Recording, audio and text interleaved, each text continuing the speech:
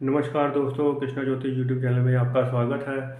दोस्तों, जैसा कि आप जानते हैं कि किस प्रकार से 9 दिन में सरलता में ज्योतिष के बेसिक सीखे जा सकते हैं और उन्हें अपने जीवन में अपनाया जा सकता है। फिर आप किसी की भी कुंडली का अध्ययन कर सकते हैं, वह भी गहराई से।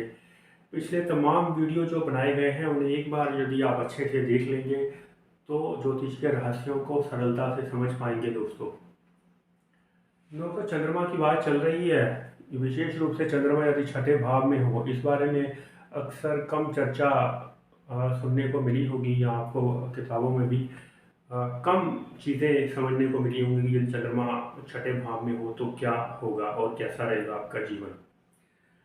यहाँ दोस्तों, चंद्रमा बहुत ही विचित्र प्रकार का होता है यदि छठे स्थान में हो जाए। यहाँ पर यदि चंद्रमा की स्थिति छठे भाव में हो तो व्यक्ति मानसिक पीड़ा से, संताप से घिरा हुआ रहता है। दोस्तों, चंद्रमा यदि छठे भाव में हो तो अच्छा नहीं माना जाता। वह कामुक प्रवृत्ति का भी देखा गया है। यदि चंद्रमा के साथ यहाँ पर शुक्र राहु की उपस्थिति हो जाए तो विचित्र रूप से बहुत ही कामी व्यक्ति होता है यदि चंद्रमा शुक्र की उपस्थिति छठे भाव में हो जाए। और यदि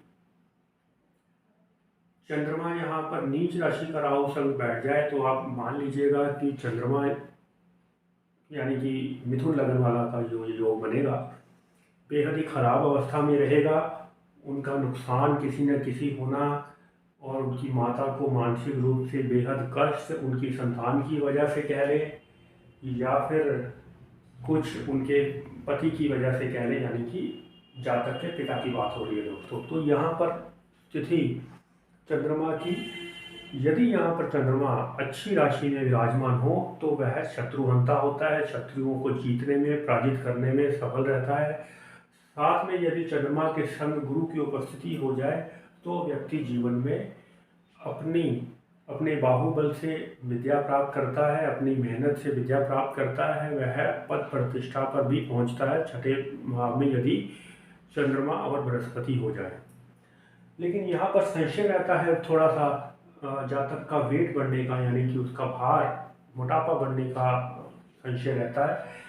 शुक्र की उपस्थिति यदि हो जाए चंद्रमा के संग यहाँ पर, और राहु की यदि दृष्टि हो जाए या राहु या केतु कोई बैठ जाए, तो यहाँ पर हम कह सकते हैं कि शुगर होने की संभावना व्यक्ति को रहती है यदि चंद्रमा छठे भाव में उपस्थित हो जाता है। ऐसा यह भी माना जाता है कि चंद्रमा यदि छठे भाव में उपस्थित हो और साथ में लग्नेश यानी कि लगन का मालिक भी छठे भाव में उपस्थित हो जाए तो ऐसे व्यक्तियों की घर से दूर मृत्यु हुआ करती है। हो सकता है किसी यात्रा पर हो, रास्ते में उनकी मृत्यु हो जाए, दिवंगत हो जाए, और उनको जल से विशेष रूप से भय रहता है। जिनका चंद्रमा राहु के संग छठे भाव में बैठ जाए या चंद्रमा शुक्र या शुक्र नीच राशि का हो, यानी कन्या राशि का शुक्र यदि चंद्रमा के संग बैठ जाए और साथ में राहु की उपस्थिति हो जाए या राहु की दृष्टि हो जाए, तो ऐसे लोगों को जल से विशेष प्रकार का भय रहता है या फिर विष से यानी कि जहर से उनकी मृत्यु होने की संभावना रहती है। जिनका चंद्रमा दूषित पीड़ित छठे भाव में उपस्थित यदि हो जाए। यदि यहाँ पर चंद्रमा सबल हो, बहुत सारे ग्रह इनके साथ शुभ ग्रह यहाँ पर बैठ जाए, चंद्रमा के साथ शुक्र बैठ जाए, गुरु बैठ जाए, यहाँ पर बुध की उपस्थिति हो जाए, तो यह लोग डॉक्टर बनते हैं और चिकित्सा के क्षेत्र में, दवाइयों के क्षेत्र में अपना नाम कमाते हैं दोस्तों, अच्छा धन अर्जित करते हैं। यदि चंद्रमा थोड़ा भी दूषित लगे यहाँ पर छठे भाव में तो इसका समाधान करना बेहद आवश्यक। बहुत सारे लोग सवाल पूछते हैं कि आप यहाँ पर अपने वीडियोस में उपाय नहीं बताते। दोस्तों, उपाय भी हम बताएंगे आपको आने वाले वीडियो में। और दो तरह के उपाय होते हैं, एक हम वैदिक जो जिसे हम मानते हैं यानी कि दान आदि करना, और दूसरा वह होता है कि कोई अनुष्ठान करना। इसलिए यदि व्यक्ति का सीधा चार्ट जब तक ना देखा जाए तो ही उसे कोई अनुष्ठान करने की सलाह देनी चाहिए। हो सकता है कुछ लोगों को वह उपाय सूट करता हो, कुछ लोगों के लिए वह उपाय हानिकारक हो।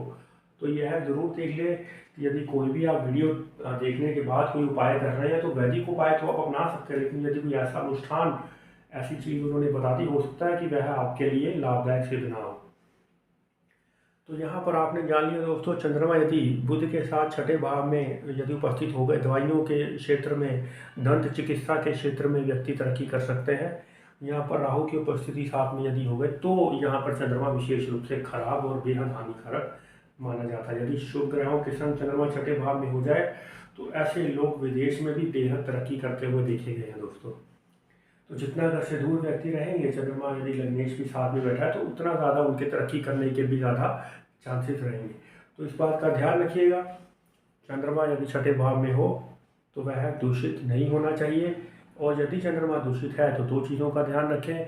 व्यर्थ जो जल का हम उपयोग करते हैं उसे बंद कर दें, यानी कि व्यर्थ ना बहाएं जल को।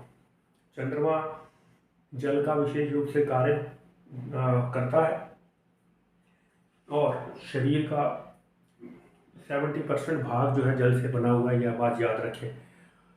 तो साफ़ सुथरा जल पिएं और अपने आसपास का वातावरण साफ और स्वच्छ रखेंगे, चंद्रमा अच्छा रहेगा, अच्छे सपने आएंगे, अच्छी नींद आएगी दोस्तों।